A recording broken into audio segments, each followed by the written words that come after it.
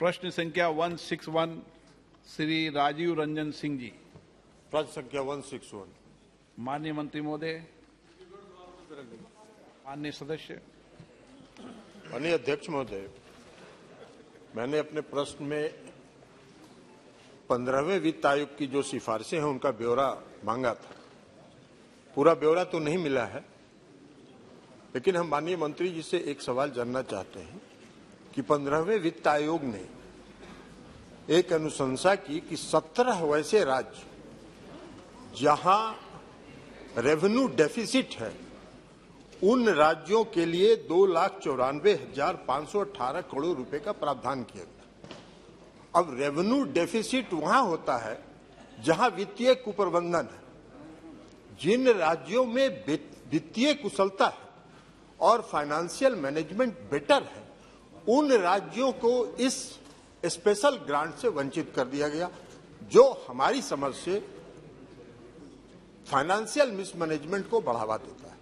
लेकिन फिर भी हम ये जानना चाहते हैं माननीय मंत्री जी से कि कोविड काल में आदरणीय प्रधानमंत्री जी ने सभी राज्यों को भरपूर मदद किया और जितना संभव था प्रधानमंत्री जी के हाथ में इन्होंने मदद किया, लेकिन उसके बावजूद भी जो विकासशील राज्य हैं उन पर आर्थिक बोझ पड़ा।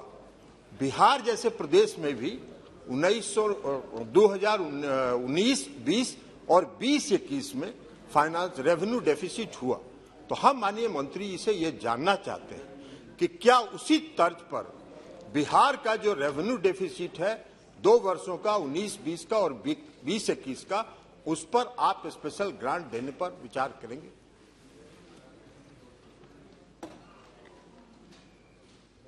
माननीय अध्यक्ष महोदय, कोविड काल की बात माननीय सदस्य ने किया है और हम सबको पता है कि माननीय प्रधानमंत्री जी ने हृदय बढ़ा करके एक बहुत बड़ा पैकेज, आत्मनिर्भर भारत का पैकेज देने का काम किया, जिससे सभी प्रदेशों को लाभ पहुंचाने का काम किया। मित्रों, उसी के अंतर्गत बिहार में भी इन विभिन्न योजनाओं के तहत राज्यों को भूतपूर्व सहायता दी गई। जिन मुद्दों के अंतर्गत बिहार राज्य को कोविड के दौरान आर्थिक सहायता प्रदान की गई: प्रधानमंत्री गरीब कल्याण योजना, प्रधानमंत्री गरीब अन्न योजना, उज्ज्वला योजना, पीएम किसान, पीएम जन धन योजना, राष्ट्रीय सामाजिक योजना, कर्मचारी भविष्य निधि अंशदान योजना, जिला खनिज योजना, और उसके अतिरिक्त स्वास्थ्य के लिए 21-22 में बिहार में लगभग 1136 करोड़ का अनुदान दिया गया।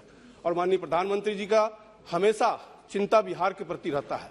इसके पूर्व में भी 1.25 लाख करोड़ का एक पैकेज दिया गया था, जो कि अगर पिछली सरकारों की तुलना करें, 2014 से 19 की तुलना करें, 2009 से 14 की तुलना और 2014 से 19 की अगर तुलना करें तो टैक्स ट्रांसफर में करीब 160% की वृद्धि हुई है। वहीं पे वित्तीय अनुदान की अगर बात करें तो 119% की वृद्धि हुई है। कुल मिलाकर मोदी जी की सरकार ने बिहार के आर्थिक विकास के पिछड़ेपन को समाप्त करने के लिए बिहार के चहुमुखी विकास में कोई कसर नहीं छोड़ा है। अध्यक्ष महोदय, माननीय मंत्री जी ने मेरा सीधा सवाल था और पॉइंटेड सवाल था रेवेन्यू डेफिसिट पर। आदरणीय प्रधानमंत्री जी बिहार को मदद कर रहे हैं और कोविड काल में भी उन्होंने मदद की, ये हमने खुद ही कहा, और भरपूर मदद उन्होंने की।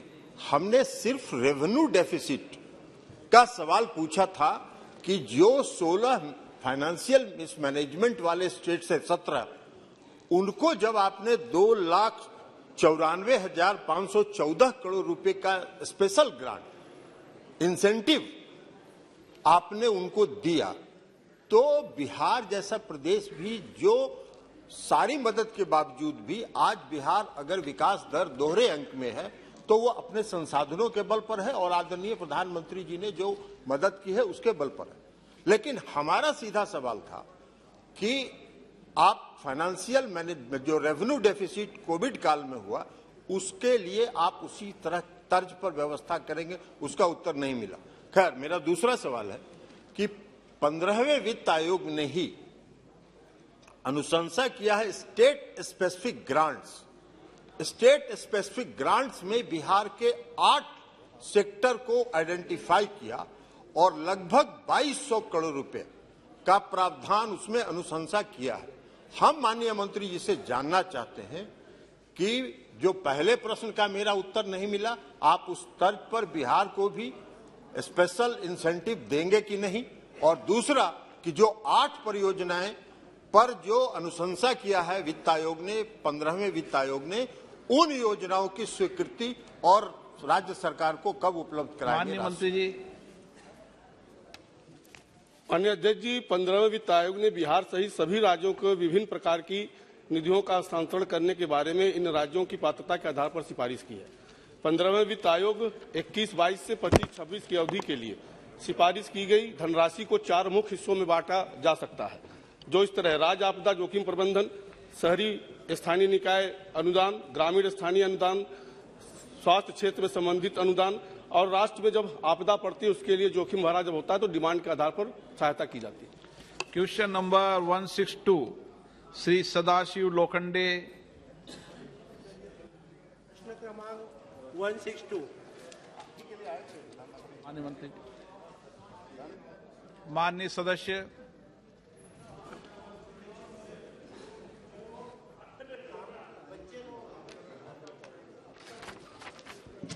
जो देश में मजदूरों के बच्चों के लिए जो काम करते हैं, देश के जो मजदूर है, जो अकुशल कामगार है, जो खेती में काम करने वाले मजदूर है, उनके बच्चे जो है स्कूल में जाते नहीं। उसका एकमेव कारण है, जो मजदूर है, अकुशल कामगार है, उनके जो पिताजी है दिन भर काम करते हैं और जो पैसा मिलता है वो शराब में गुजार जाते हैं। इसके लिए वो बच्चे स्कूल में नहीं जाते। तो मेरा एक ये है कि ये जो बच्चे अकुशल कामगार है, खेती में काम करने वाले हैं, ये बच्चे के लिए शासन कुछ काम करने वाला है क्या? एक पहला देश में जो पहला प्रश्न मेरा ये है, जो अकुशल बच्चे के लिए अनुरोध है, ये जो बच्चे के लिए साधन और ये इसके लिए क्या शासन कुछ करने वाले है क्या उसके लिए? माननीय अध्यक्ष महोदय, जो अकुशल क्षेत्र में जो हमारे कारीगर काम कर रहे हैं उनके बच्चों के लिए सर्व शिक्षा जो समग्र शिक्षा अभियान है उसके अंतर्गत वैसे ही कार्रवाई की जा रही है, और उनके परिवार की स्थिति को देखते हुए मिड डे मील से लेकर स्पेशल ट्रेनिंग कोर्स से लेकर और हॉस्टल की व्यवस्था भी समग्र शिक्षा कार्यक्रम के अंतर्गत शिक्षा विभाग द्वारा की जाती है। प्रश्न क्रमांक, ये जो बच्चे अकुशल कामगार के लिए मेरा सुझाव ऐसा है कि जो बच्चे दिन भर पिताजी काम करते, रात को आते समय फुल दारू पीते, और दारू पीने के बाद उनके घर में जो पैसा आने वाला है वो पैसा आता नहीं, और पैसा नहीं आने से जिसकी माता है जो घर में काम करने वाली है उसको तकलीफ है कि वो बाल मजदूर करते हैं, पढ़ाई में स्कूल में भेजते नहीं। इसके लिए मेरा पहला प्रश्न है, जो स्कूल के लिए जो जाने वाले जो बच्चे हॉस्टल में रखना चाहते हैं उसके लिए अपन शासन के तरफ से जो बाल मजबूर नहीं होके वो देश के मुख्य धारा में आने के लिए शासन उसके लिए कोई प्रावधान करने वाले है क्या? वो मजदूरों के लिए बाल कामगार नहीं होके वो देश के मुख्य धारा में आने के लिए शासन प्रयत्न करेंगे क्या? ये मेरा प्रश्न है। माननीय अध्यक्ष महोदय, स्कीम चल रही है, मैंने पूर्व में उत्तर में भी बताया। मैं माननीय सदस्य महोदय को सारी स्कीमों की जानकारी भेज भी दूंगा। Shri Manickam Tagore. Thank you so much, sir. This is a very important subject, sir. It's very unfortunate that Honorable Minister has said no data available with the government on this. And it's a very, very sensitive thing, sir, when we have Prime Minister who speaks about data-driven programs. For a child labor, if the government is not having data, that is unfortunate. I'd like to bring to you about a very important subject, sir, about the NCLP project. The Government of India has not released funds for Tamil Nadu particularly. It is 4,314 children studies in many schools, including the districts like Virudhunagar, Dharmapuri, and Tirupur, and Coimbatore, and Salem. And the Government of India has not released the money from 2016. Therefore, I'd like to ask the Honorable Minister to kindly, when that money will be released, because the stipend given to a student is only 400 rupees. That also the government is not releasing. Means it's very, very unfortunate. माननीय अध्यक्ष महोदय, मैं माननीय सदस्य को कहना चाहूंगा कि जो प्रश्न था वो मूल प्रश्न ये था कि जो बच्चे अपने परिवार में मजदूरी कर रहे हैं, क्या उनका डाटा अवेलेबल है? ये डाटा डायनेमिक डाटा होता है और इसलिए इस प्रकार का डाटा किसी भी सरकार के पास उपलब्ध नहीं होता है। कुछ बच्चे अपने पारिवारिक संस्थानों में भी कार्य करते हैं। ये बाल मजदूर के लिए डाटा नहीं था, समग्र डाटा था।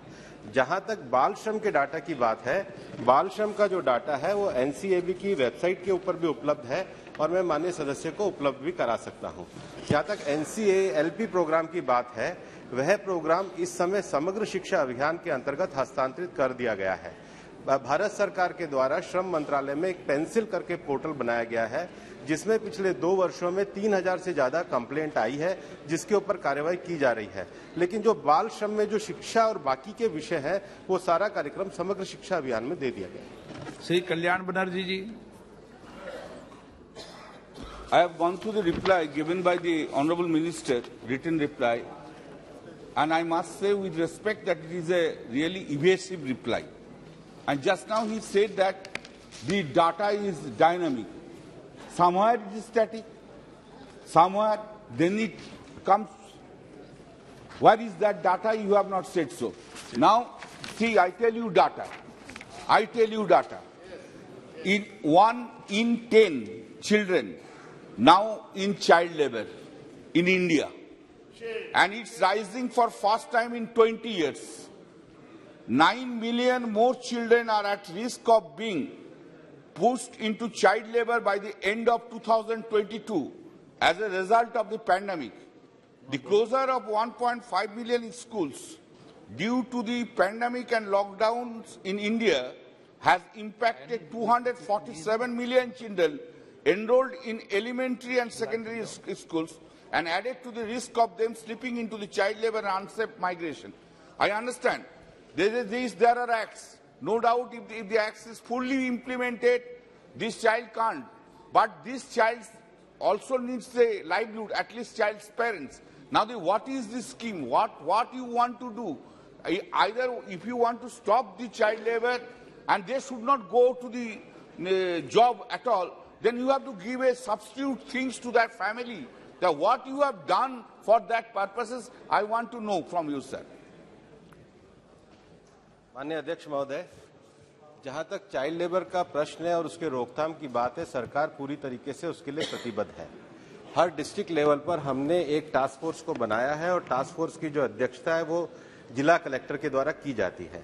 और जो चाइल्ड लेबर के जो केसेस होते हैं, वो केसेस जो रजिस्टर्ड होते हैं, उसका डाटा मेरे पास उपलब्ध है, जो हमने पूर्व में भी दिया गया है।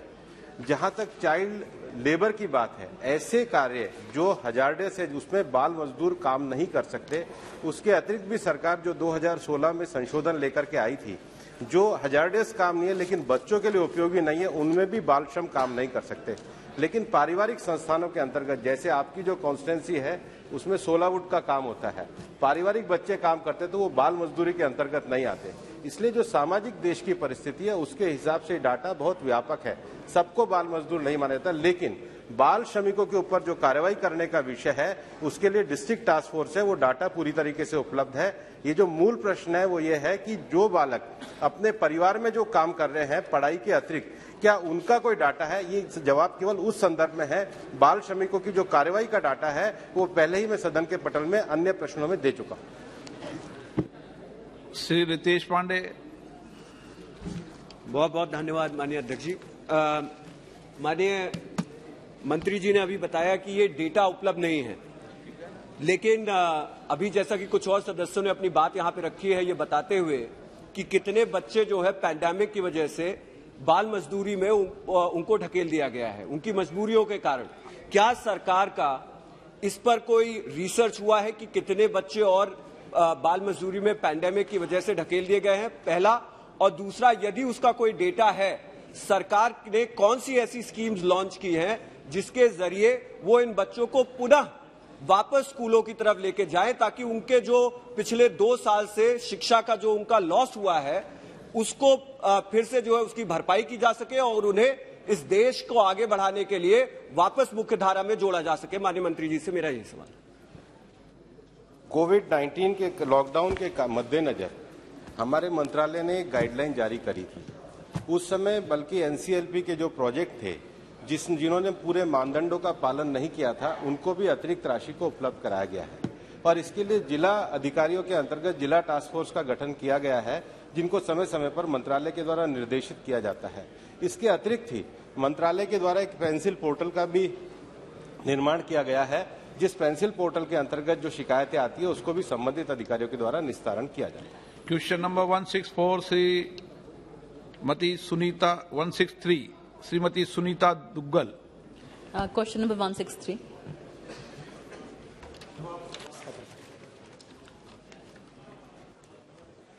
माननीय सदस्य जी धन्यवाद अध्यक्ष जी। अध्यक्ष जी, जो मैंने इसमें सवाल किया है तो उसमें माननीय मंत्री जी ने जो जवाब दिया है उसमें मैं ये पूछना चाह रही थी कि जो हरियाणा में पर्टिकुलरली जैसे सरकार ने जो पर्यटन क्षेत्र के विकास के लिए राज्यों को विशेष दिशा निर्देश दिए हैं उसमें हरियाणा का क्या प्रोग्रेस है या बाकी जो राज्य हैं उसमें भी उन स्टेट्स की क्या प्रोग्रेस है, और इसके साथ साथ जो सरकार की तरफ से इंटरनेशनल जो हमारे टूरिस्ट हैं उनको 5 लाख वीजा जो है वो निशुल्क देने का प्रावधान जो है वो सरकार ने किया, तो कितने ऐसे हमारे अंतर्राष्ट्रीय टूरिस्ट ऐसे हैं जो इसकी वजह से जो जिन्होंने इंडिया को विजिट किया है और उनकी संख्या क्या है? धन्यवाद अध्यक्ष जी। अध्यक्ष जी नमस्कार। ये टूरिज्म डिपार्टमेंट कोविड के कारण सबसे बड़ा सेक्टर है, उसमें इफेक्ट हुआ है, मगर अभी भारत में दुनिया में कोविड के संदर्भ में जो वैक्सीनेशन के कारण अभी आपको मालूम है अध्यक्ष जी देश में 180 करोड़ 14 लाख का वैक्सीनेशन दुनिया में सबसे बड़ा वैक्सीनेशन का कार्यक्रम भारत में हुआ है। अभी अगर दुनिया का कंपेयर किया तो अध्यक्ष जी 10% वैक्सीनेशन सिर्फ भारत में हुआ है। इसके कारण आज टूरिज्म बढ़ावा मिल रहा है, टूरिज्म डोमेस्टिक टूरिज्म भी बढ़ावा मिल रहा है, इंटरनेशनल टूरिज्म भी इस महीने 27 को हम फ्लाइट्स खोलने वाले हैं।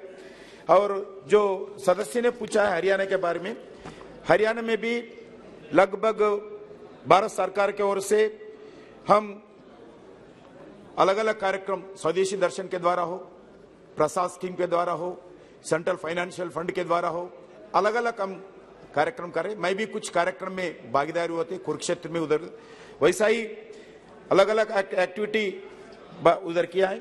और दूसरा प्रश्न पूछा है जो कोरोना के संदर्भ में कितने वीजास दिया गया, कोरोना के बाद जो ई वीजास इश्यू किया है अध्यक्ष जी, हम भारत में जो 15 अगस्त से ये वीजा शुरू किया है कोरोना के बाद 2021 में 7 मार्च तक लगभग रेगुलर टूरिस्ट वीजास 51,916 दिया है, ई वीजास 1,05,746 वीजास टोटल ये कोरोना के बाद भारत में 1,57,662 वीजास विदेश पर्यटकों को दिया है, वो भारत में आए। माननीय मंत्री जी, माननीय सदस्य। आदरणीय अध्यक्ष जी, आपके डायरेक्शन पे मुझे ऑस्ट्रिया के जो महामहिम हैं उनको वहां पर रिसीव करने का रात को 2:30 बजे सौभाग्य प्राप्त हुआ। तो मैं मंत्री जी से कहना चाहूंगी कि अगर जो हमारा लोकल जो हमारे स्टेट्स का जो अगर टूरिज्म है उसको अगर बढ़ावा देंगे तो आप बिलीव करेंगे कि वो जो ढोल की वहां पर थाप थी उसमें कम से कम भी 5-10 मिनट तक हमारे ऑस्ट्रिया के जो महामहिम है वो वहां पर इंजॉय करते रहे। तो अगर हम इस तरह से अगर बढ़ावा देंगे अगर लोकल उसको, तो मुझे लगता है कि बहुत ज्यादा जो है भारत के टूरिज्म को बहुत इसमें जो है सराहना मिलेगी अंतर्राष्ट्रीय स्तर पर। ढोल की ताप कैसे ठीक करोगे? अध्यक्ष जी, जो अलग अलग टूरिज्म भारत सरकार की ओर से देश में हम इम्प्लीमेंट कर रहे, उसके अंदर जो आदरणीय सदस्य भी पूछे हैं उसमें भी भागीदार है। हेरिटेज टूरिज्म हो, हिस्टोरिकल टूरिज्म हो, रिलीजियस टूरिज्म हो, कल्चरल टूरिज्म हो, फेस्टिवल टूरिज्म हो और एडवेंचर टूरिज्म हो, वाइल्ड लाइफ टूरिज्म हो, डिजर्ट टूरिज्म हो, अलग अलग wellness tourism, eco tourism, rural tourism, responsible tourism, medical tourism. क्योंकि मैं आपको बताना चाहता हूं भारत पहले 2014 में भारत का रैंक 52 में था दुनिया, अभी वो 52 से आगे बढ़कर सुधार होकर अभी 5 साल के अंदर 2019 का हिसाब है मेरे पास 34 रैंक में आया। लगभग 20 देशों को पीछे छोड़कर भारत आगे बढ़े हैं। इसलिए हम भारतीय जनता पार्टी के द्वारा जो सरकार नरेंद्र मोदी जी में चलते हैं, भारतीय संस्कृति को, भारतीय गांवों का जो हेरिटेज है, कल्चर है, जरूर आदरणीय संसद महानुभाव जो बताए उसके हिसाब से हम प्राण सरकार को साफ करेंगे। फारूक अब्दुल्ला जी। Speaker Sahab, thank you for giving me the privilege of asking on tourism. बहुत अच्छी बात है कि in our country tourism is increasing, but one of the most important factors which reduces the tourists is the fare that the airlines are charging. Yes. There should be control on airline charges so that people in the country can afford to come to these destinations, whether it is Ladakh, whether it is Kashmir, whether it's other parts of India which are full of tourist spots. One, sir. Secondly, I'd like to ask is, what is the possibility of reducing the charges that are made by the government on the tourists in various sectors, whether in the hotels, whether in the other things? Is Government of India deciding to reduce that charge so that more people who can afford coming to these destinations? Thank you, sir. Very good. देखिए, आदरणीय senior member Farooq साहब ने बताए, जरूर भारत सरकार इस विषय पर सोच किया है और जो फ्लाइट्स टूरिज्म डेस्टिनेशन से जाते हैं उसके लिए हम सिविल एविएशन डिपार्टमेंट को टूरिज्म डिपार्टमेंट के द्वारा उड़ान स्कीम के अंदर हम सब्सिडी देते हैं। जितने भी टूरिस्ट जाते हैं उसका कम रेट में जाना चाहिए, हवाई चप्पल वाला हवाई में जाना चाहिए। हमारा नरेंद्र मोदी साहब का ये इच्छा है। इसी दृष्टिकोण से गरीब लोग जाते हैं टूरिस्ट जाने के लिए, हम भारत सरकार के द्वारा उड़ान स्कीम के अंदर सब्सिडी देते हैं, नंबर 1।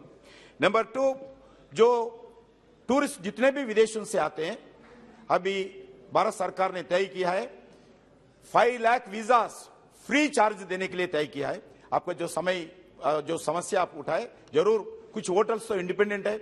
मैं अब बताना चाहता हूं, आने वाले समर में अप्रैल मई में देश में जितने भी टूरिस्ट डेस्टिनेशन है पूरा रूम्स बुक हो गया। इतना डिमांड है, अभी पूरा देश में रूम्स बुक हो गया। डोमेस्टिक टूरिज्म आने वाले दिन में भारत में बढ़ावा देने के लिए आदरणीय प्रधानमंत्री रेड फोर्ट से बोले हैं हर परिवार 15 टूरिस्ट डेस्टिनेशन घूमना चाहिए कम से कम। ऐसी दृष्टिकोण से भारत सरकार काम कर रही है। माननीय मंत्री जी ये भी बताते कि जम्मू कश्मीर में इस बार 300 से ज्यादा मेंबर ऑफ पार्लियामेंट गए हैं। क्यों गए? मैं भी खुद मिला हूं। मेहरबानी से हुआ है और मैं जरूर कहूंगा शारजा की भी जो फ्लाइट कश्मीर से जाती थी उसको मेहरबानी करके फिर से शुरू करवाइए। Sougat Rai ji. The minister has given a very long reply, but I don't know if he studied the question before giving the reply. The question relates to negative growth in the tourism sector. The minister's reply deals with how they are developing rural tourism, then how they are developing wellness tourism without taking into consideration the holistic policy of tourism. I want to know from the Honourable Minister that you have said that there is negative growth. What in terms of numbers were the tourists from abroad in 2020, 21 and up to now 22? And what is your target for the coming financial year in reaching to the foreign tourists? As Farooq Sahib has said that fares are very high.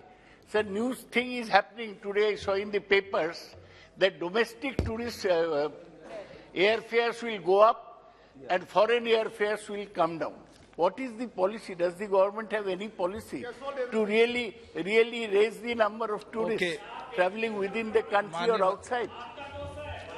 देखिए, मैं detail भी समय दिए तो बताना चाहता हूं, tourism economic सही भी कोरोना के कारण, कोविड के कारण, not only in India, entire world lot of problems face कर रहे। टूरिज्म इकोनॉमी बहुत कम हुआ है।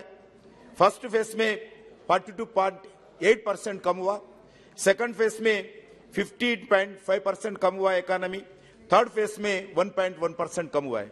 वैसा ही टूरिस्ट अराइवल्स विदेशों से फर्स्ट फेज में सिर्फ 93.3% कट हो गया, आए नहीं। सेकंड फेज में 79.5% कम हो गया, थर्ड फेज में 64.3% कम हुआ है।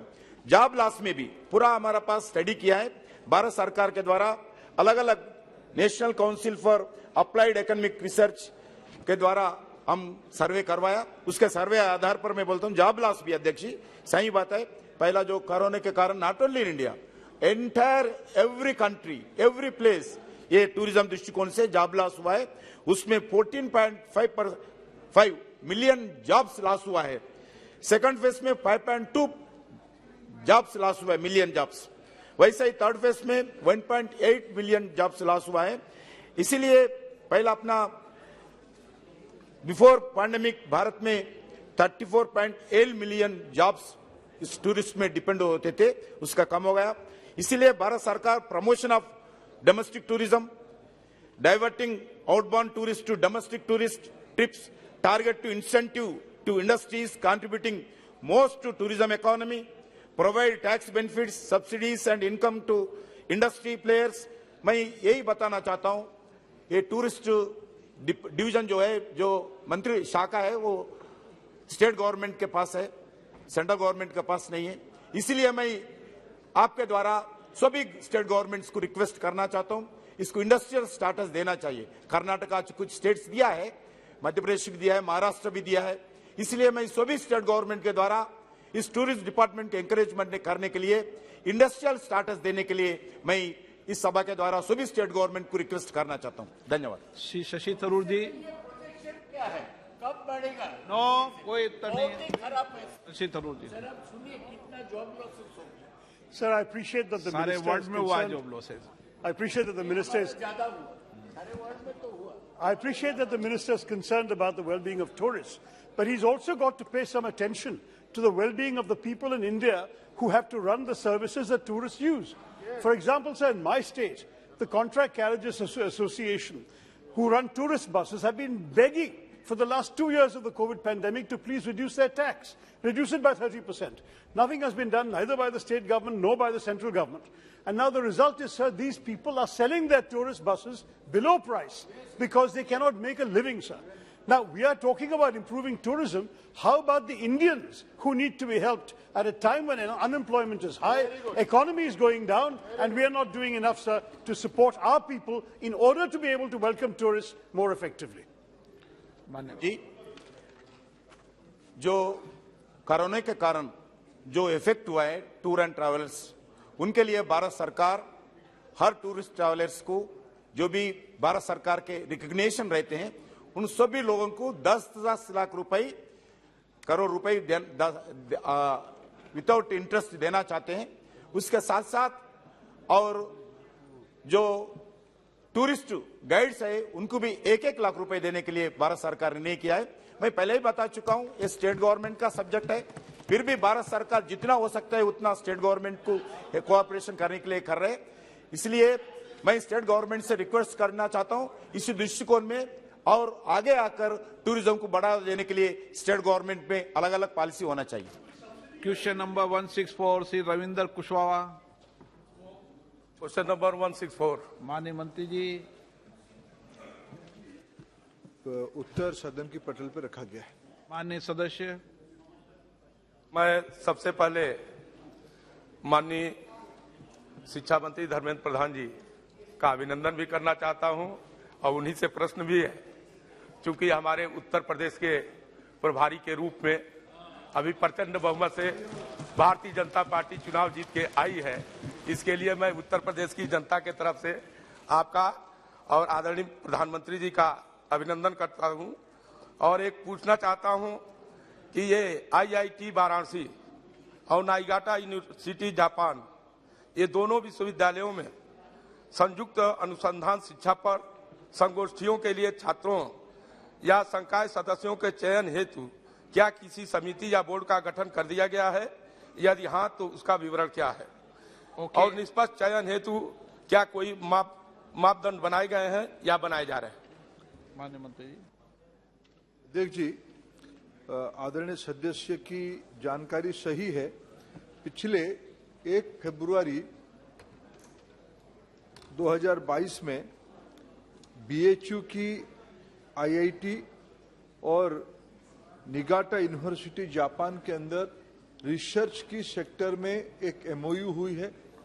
विशेष करके जो पोस्ट कोरोना चैलेंजेस सबके सामने आई है, बायोमेडिकल इंस्ट्रूमेंटेशन, मटेरियल साइंस के ऊपर ऑप्टिक्स इंस्ट्रूमेंटेशन, ऐसे सारे फ्रंटियर एरिया में हर एक साल 3-3 विद्यार्थी 1 साल की अवधि के लिए दोनों यूनिवर्सिटी की जो तयशुदा मानक दोनों ने बनाई है, ऐसे साल भर के लिए जाएंगे। दोनों की खर्चा दोनों यूनिवर्सिटी उठाएंगे।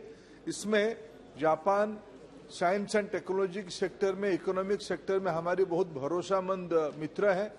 ये MOU और विशेष करके हमारी जो NEP बनी है, NEP में दुनिया की क्वालिटेटिव इंस्टीट्यूशंस के साथ भारत की रिसर्च को ग्लोबल स्टैंडर्ड तक ले जाने के लिए हमारी इनिशिएटिव है। यूनिवर्सिटीज सारे स्वतंत्र हैं अपना MOU करने के लिए। उस दिशा में पूर्वांचल के और भारत के एक महत्वपूर्ण इंस्टीट्यूशन BHU IIT जापान के साथ MOU किया है। यह भारत की विद्यार्थियों के लिए आने वाले दिनों में मील की पत्थर साबित होगा। माननीय सदस्य, आप बहुत देर तक खड़े होकर बात कर रही हो। मैं सभी माननीय सदस्यों का आग्रह करता हूं कि सदन में बातचीत न करें। माननीय सदस्य जी, माननीय मंत्री जी से मैं आपके माध्यम से ये प्रश्न पूछना चाहता हूं कि खास करके पूर्वी उत्तर प्रदेश में, पूर्वांचल के इलाके में, हमारे यहाँ जब से उत्तर प्रदेश में यशस्वी जोगी जी के नेतृत्व में जब सरकार बनी है, शिक्षा के क्षेत्र में बहुत अच्छा काम हुआ है। और हम ये चाहेंगे कि क्या मदन मोहन मालवीय प्रौद्योगिकी विश्वविद्यालय गोरखपुर, जो पूर्वी उत्तर प्रदेश का बहुत बड़ा शिक्षा का केंद्र है, जिसमें ये विश्वविद्यालय अनुदान आयोग से 12B स्टेटस मिल चुका है, और किसी अन्य देश के ऐसे ही विश्वविद्यालय के साथ ऐसा ही कोई समझौता करने का विचार सरकार रखती है, जिससे कि गोरखपुर एवं निकटवर्ती जनपदों के छात्रों को भी वैश्विक ज्ञान का लाभ मिल सके? यदि हाँ तो क्या विवरण है? अध्यक्ष जी, ये एक अलग प्रश्न है, लेकिन अगर आपकी अनुमति है तो मैं थोड़ा इसके एक विस्तार से उत्तर देना चाहूंगा। अध्यक्ष जी, उत्तर प्रदेश एक बहुत बड़ा प्रांत है। उत्तर प्रदेश हमारी देश की 1/5 पॉपुलेशन की आबादी रखता है और भौगोलिक इलाका भी इतना बड़ा है। जिस क्षेत्र से माननीय सदस्य आते हैं, सलेमपुर से, पूर्वांचल से, वहाँ गोरखपुर की उन्होंने नाम लिया मदन मोहन मालवीय टेक्निकल यूनिवर्सिटी के साथ। वहाँ कई मामले में इन दिनों में भारत सरकार की इनिशिएटिव रही है, एम्स पहुंची है, बहुत सारे बेसिक वहाँ की जो स्वास्थ्य, पर्यटन, अर्थनीति के बारे में बहुत अच्छे काम हो रहा है। रिसर्च की दृष्टि से हम निश्चित रूप में उत्तर प्रदेश की जो प्रतिबद्धता देश के है, उत्तर प्रदेश को आगे लेने के लिए शिक्षा उसमें एक प्रमुख अंश है। पहले से ही गोरखपुर एक हमारी पूर्वांचल की प्रमुख शिक्षा पीठ है, उसको 21वीं सदी की एक आधुनिक शिक्षा पीठ बनाने के लिए इस सदन की अपेक्षा को निश्चित रूप में भारत सरकार पूरा करेगी। श्री रवि किशन जी, श्री गौरव गोगोई।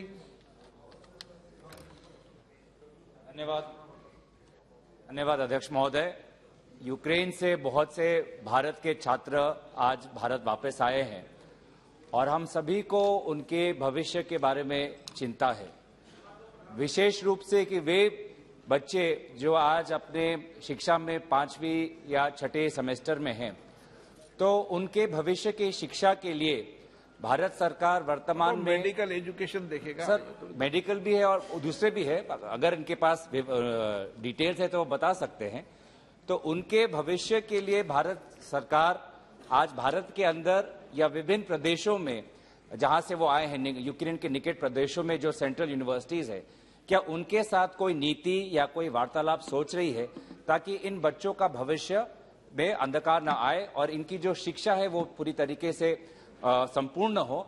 शायद इसमें स्वास्थ्य विभाग भी जुड़ा हुआ है क्योंकि शिक्षा मंत्री है और ये सभी का चिंता है। मेरी आशा है कि इस पे शिक्षा मंत्री कुछ बोल पाएंगे। धन्यवाद।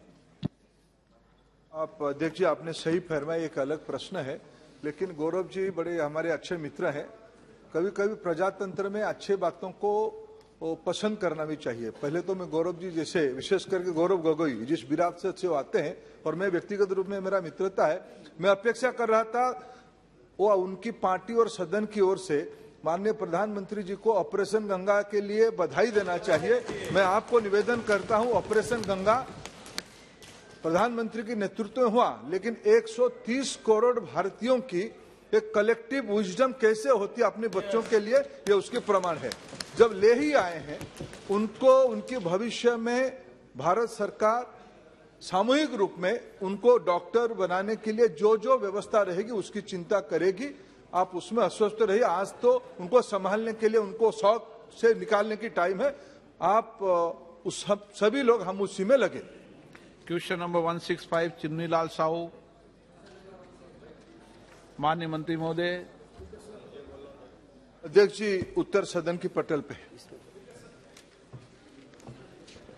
अध्यक्ष महोदय, आपके माध्यम से माननीय शिक्षा मंत्री जी से मैं प्रश्न किया था कि अनिवार्य बाल शिक्षा अधिकार 2009 में के तहत जो निजी और शासकीय विद्यालय है उसमें आर्थिक रूप से कमजोर जो बच्चे हैं उनके प्रवेश के संबंध में माननीय मंत्री जी के द्वारा जो जवाब आया है वो उससे मैं संतुष्ट हूं। लेकिन एक प्रश्न माननीय मंत्री जी से एक पूछना चाहता हूं कि सभी कक्षा 9 से 12वीं तक निजी एवं शासकीय विद्यालयों में सभी राज्यों में एक समान पाठ्यक्रम प्रारंभ करने जा रहे हैं क्या, और कब तक, ताकि हमारे छत्तीसगढ़ जैसे प्रांतों के भी विद्यार्थी केंद्रीय स्तर पे तकनीकी शिक्षा, चिकित्सा शिक्षा जैसे प्रवेश परीक्षा है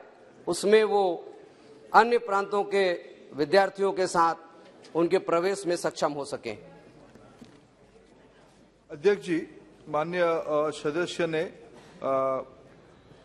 राइट टू एजुकेशन एक्ट 2009 के तहत जो एक कमिटमेंट है गरीब बच्चों को सरकारी स्कूल के साथ साथ निजी और अनुदान, गैर अनुदान प्राप्त स्कूल में भी पढ़ाने के लिए ये एक सेंट्रल स्पॉन्सर स्कीम है जिसमें 60% भारत सरकार अपना देनदारी देती है, 40% राज्य सरकारें देते हैं। ये बड़े सफलता के साथ देश भर में चली रहा है। उन्हीं की सदस्य जिस राज्य से आते हैं, छत्तीसगढ़ से, वहां भी लगभग 2,76,000 विद्यार्थी अभी 2 साल से पढ़ रहे हैं। ये धीरे धीरे भारत सरकार ऐसे जो विद्यार्थी है उनको डीबीटी के माध्यम से, हमारी सरकार की वित्त विभाग की एक प्रायोरिटी है, सारे भारत सरकार की जो लाभ है उसको डीबीटी में पहुंचाए, उसमें भी हम लोग काम कर रहे हैं। एक उन्होंने पूरक प्रश्न पूछा है, क्या देश भर में एक ही पाठ्यक्रम होगा क्या? शायद ये व्यवहारिक भी नहीं है, लेकिन जो मूल स्पिरिट है, अभी एनईपी में, राष्ट्रीय शिक्षा नीति में नेशनल कैरिकुलम फ्रेमवर्क बनाने की काम शुरू हो गया है। सारे राज्य भी अपना अपना कैरिकुलम बना ही रहे हैं। इसमें एनईपी की जो एक ग्रेटर फ्रेमवर्क है, पढ़ाई के साथ कमाई, वोकेशनल एजुकेशन को, स्किल को महत्व देना, इसी में समानता लाने के लिए काम शुरू हुई है। और फिर मैं आपकी अनुमति से सदन की ओर से माननीय प्रधानमंत्री जी और वित्त मंत्री जी को इस बार धन्यवाद दूंगा। पहली बार बहुत वर्षों के बाद भारत सरकार की शिक्षा विभाग की खर्चा 1 लाख करोड़ रुपया से ज्यादा हुआ है। ये सब इसी प्रकार की कल्याणकारी योजना में खर्चा हो रहा है। भारत सरकार भारत के बच्चों को 21वीं सदी में एक सक्षम नागरिक बनाने के लिए कटिबद्ध है। Manish Tiwari ji. Yes yes Manish after. आपका बहुत बहुत धन्यवाद। अध्यक्ष जी, वर्ष 2009 में यूपीए की सरकार जब ये निःशुल्क और अनिवार्य शिक्षा का कानून लेके आई थी और जो प्राइवेट अनएडेड स्कूल्स हैं उसमें 25% आरक्षण का जो प्रावधान किया था, उससे करोड़ों करोड़ों बच्चों को इस देश में फायदा हुआ है, उनको शिक्षा मिल पाई है। अध्यक्ष जी, मैं आपके माध्यम से माननीय मंत्री जी से ये कहना चाहता हूं कि इसमें एक बहुत बड़ी प्रैक्टिकल समस्या आ रही है और वो प्रैक्टिकल समस्या ये है कि ये जो कानून है ये 6 वर्ष से लेकर 14 वर्ष तक है। जब बच्चा 9वीं क्लास में पहुंचता है और अगर किसी प्राइवेट अनएडेड स्कूल में है तो स्कूल उनको ये कहता है कि 10वीं क्लास से या तो आप फीस दीजिए या अपने बच्चे को स्कूल से निकाल लीजिए। अब वो जो माँ बाप हैं उनके पास वो प्राइवेट स्कूल की फीस देने की क्षमता नहीं है और 9वीं क्लास में अगर वो अपने बच्चे को किसी इंग्लिश मीडियम स्कूल से निकालकर किसी और स्कूल में लेकर जाते हैं तो वहां पे उस बच्चे का एडजस्टमेंट नहीं हो पाता। मैं मंत्री जी से आपसे ये आग्रह करना चाहता हूं कि ये जो कानून है इसमें संशोधन करके ये निःशुल्क और अनिवार्य शिक्षा 6 से लेकर आप 18 वर्ष तक कीजिए, जिससे जो बच्चा नर्सरी में भर्ती होता है वो 12वीं क्लास तक निःशुल्क शिक्षा प्राप्त कर सके। ये मेरा आपको सुझाव है। अध्यक्ष जी, देर सही दुरुस्त यूपीए की क्रेडिट तो उन्होंने लिया 2009 की, लेकिन एक अष्टवक्र कानून उन्होंने लाया, उन्होंने आज स्वीकार किया। मैं मनीष जी प्रामाणिक आदमी है, उनको धन्यवाद। पार्टी के बारे में भी अच्छा भी बोल देते बीच बीच में, दिल की बात। उन्होंने कहा कि 2009 वाला कानून पर्याप्त नहीं था। मैं भी आज पार्लियामेंट सदस्य, आज पब्लिक पॉलिसी स्टूडेंट की मैं इसको स्वीकार करता हूं। 8वीं के बाद वो समस्या आती है। अध्यक्ष जी, शिक्षा एक राज्य की विषय, कॉन्करेंट लिस्ट में मासिक प्राथमिक शिक्षा राज्य की विषय है। भारत सरकार अपनी देनदारी देती है। कुछ निजी विद्यालय भी 9, 10, 11, 12 भी पढ़ा देते हैं। कानून में उसको परिवर्तन करना, राज्यों से चर्चा करना पड़ेगा, शेयरिंग की बात करनी पड़ेगी, लेकिन ये कंसर्न सबके सामने ध्यान में आई है। लेकिन जब हम पॉलिसी बनाते हैं, पॉलिसी को होलिस्टिक, ये प्रश्न तो 2009 में भी सोचा जा सकता था। गरीब विद्यार्थियों को अच्छा विद्यार्थी, अरे कई चीज सोच रहे, 1 लाख करोड़ वित्त, अरे मनीष जी, वित्त मंत्री जी अभी इस बार 1 लाख करोड़ रुपया दिए हैं, उसको भी धीरे धीरे सोचेंगे। अरे Raja ji, why you are jumping? अरे lot of thing will come up. Kani ji, अरे is not any issue, please, I am not yielding to you, please sit down. Manish ji, आपका सुझाव अच्छा है, ये विषय सदन धीरे धीरे जैसे, लेकिन मूल विषय हमको सदन को समझना पड़ेगा। ये राज्य के विषय है, राज्य के विषय। भारत सरकार अपनी जवाबदेही ले रही है। हमें इस बार चीजों को धीरे धीरे बजट बढ़ाते बढ़ाते हम आगे बढ़ा रहे हैं। श्री टी.आर. बालू जी, योर लीडर टी.आर. बालू। Sir, on behalf of my leader, Dr. M.K. Stalin, Honorable Chief Minister of Tamil Nadu, I profoundly congratulate Modi government, especially the Jai Shankar, who has brought all our students from Ukraine to Chennai. Now, sir, the problem arises. See, they have, in between the medical course, they could not continue and they came here, Tamil Nadu, elsewhere to India also. So my question is whether the students hailing from India who have gone for further studies to Ukraine could be taken to Russia. Using his Modi's clout with Russian government, is it possible to have them admitted in Russian universities and continue their study? That is my... If Russia, the same subject matter is dealt by Russian government. No. आपको भी इजाजत नहीं दी है। So my friend should could kindly answer in affirmative, because the students' life should not be. See, all the people from Tamil Nadu who are gone for further studies are salaried people's sons. What's of ये विषय medical education का विषय है, क्योंकि medical student medical minister के under में आता है। मंत्री जी ने इसका जवाब ऑलरेडी पहले दे चुके हैं। No, he is a senior most minister, so he can. No senior, no junior. All minister equal. 166 Shri Krishnapal Singh Yadav ji. Question number 166। अध्यक्ष जी, उत्तर सदन के पटल पर रखा गया है। माननीय सदस्य। धन्यवाद अध्यक्ष महोदय। सर्वप्रथम तो मैं हमारे यशस्वी प्रधानमंत्री जी, माननीय मंत्री जी का बहुत बहुत धन्यवाद देता हूं, जो प्रधानमंत्री कौशल विकास योजना के अंतर्गत कोविड वॉरियर कोर्सेज की निर्मित की, जिससे कि स्वास्थ्य संबंधी शिक्षा व प्रशिक्षण लेकर कई युवाओं को कोविड पेशेंट्स की सेवा करने का सुअवसर प्राप्त हुआ व उनको रोजगार भी उपलब्ध हुआ। माननीय मंत्री जी ने तो कोविड काल में, जब ये पेट्रोलियम मंत्री थे, तब भी मेरे क्षेत्र के लिए काफ़ी राहत दी। CSR फंड से वहाँ पर oxygen plant, mobile hospital, ventilators, काफ़ी सुविधाएं उपलब्ध कराई। उसके लिए मंत्री जी का पूरे क्षेत्र की जनता की तरफ से बहुत बहुत धन्यवाद। माननीय, मेरा प्रश्न है, जो मैंने प्रश्न किया था उसके जवाब में माननीय मंत्री जी ने बहुत विस्तार से उत्तर दिया है। प्रश्न क्या है आपका? माननीय, जो कोविड वॉरियर कोर्सेज चालू किए थे, करीब मेरे पूरे देश में ही चालू हुए। मेरे मध्य प्रदेश में करीब 130 कोर्सेज चालू हुए, पर मेरे लोकसभा क्षेत्र में गुना और अशोकनगर, जो कि ग्रामीण इलाका है, वहां पर इस तरह के कोर्सेज चालू नहीं हुए थे। तो मेरा माननीय मंत्री जी से ये आग्रह है कि गुना जैसे आकांक्षी जिला है और अशोकनगर ग्रामीण क्षेत्र है, तो ऐसे क्षेत्र में कोविड वॉरियर कोर्सेज के सेंटर, स्किल सेंटर्स खोलने का कोई इस तरह का विचार है क्या? अध्यक्ष जी, आदरणीय सदस्य को मैं बताना चाहूंगा कि जो देश भर में लगभग हमारी टारगेट था कि 2 lakh corona warrior course, crash course हम लोग शुरू करें। उसमें अंत तक ऑन जॉब ट्रेनिंग वाला ये कोर्स था। 1,18,386 कैंडिडेट सफलता के साथ ट्रेंड हो चुके हैं।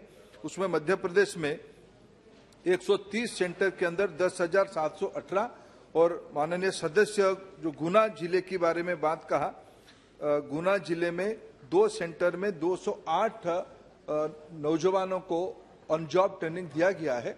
वो तो एक इमरजेंसी की व्यवस्था के लिए था।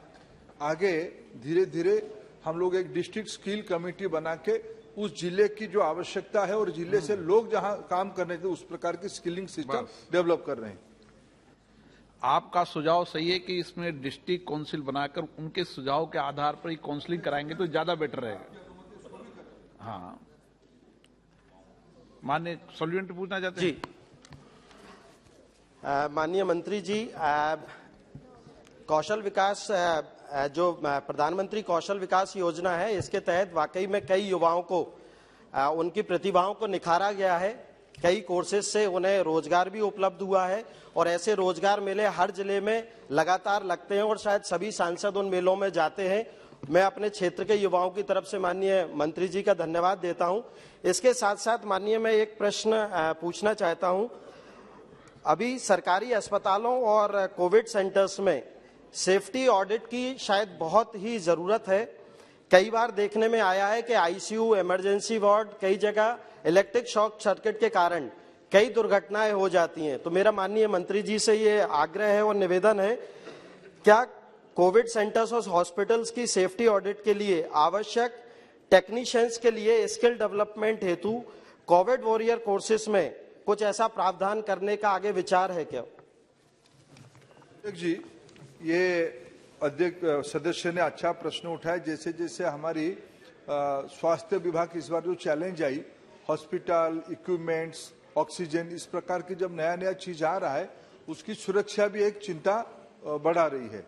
उस दृष्टि से भारत सरकार विशेष करके एनसीवीटी संबंधित स्टेक होल्डर से चर्चा करके नए नए कोर्स भी हम बना रहे हैं ये एक डायनेमिक प्रोसेस है। इसमें भी जो मेडिकल सेफ्टी, मेडिकल इक्विपमेंट्स की और हॉस्पिटल की सेफ्टी सिक्योरिटी की ऑडिट का जो स्किल ट्रेंड चाहिए, उसको भी हम कोर्स को खोलना चाहेंगे। धन्यवाद अध्यक्ष जी कि आपने मुझे पूरक प्रश्न पूछने की अनुमति दी। सरकार ने कोविड वॉरियर्स के क्रैश कोर्स की अच्छी योजना बनाई। हमने पिछले 2 वर्षों में ये भी देखा है कि कोविड वॉरियर्स के साथ साथ आशा वर्कर्स ने भी अच्छा काम किया है और उनकी संख्या पूरे देश में मुझे लगता है कि 10 लाख से भी ज्यादा है और आज वो सब एडॉक बेसिस पर कार्यरत है और बहुत वर्षों से रेगुलराइजेशन और पे स्केल बढ़े इसके लिए मांग कर रहे, आंदोलन कर रहे।